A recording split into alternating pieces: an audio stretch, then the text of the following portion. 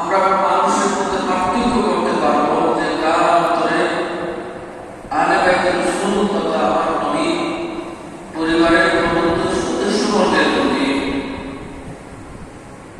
এবং সদাই কারবালা ইমাম হুসাইন আলাইহিস সালাম তথা অন্যান্য পরিবারবর্গ যারা শহীদ হয়েছে তাদের প্রতি আমাদের কতটুকু মহব্বত, এই মহব্বতের পরিচয় বহন করে থাকে আশুরার এই মাহফিলগুলো। এই মাহফিল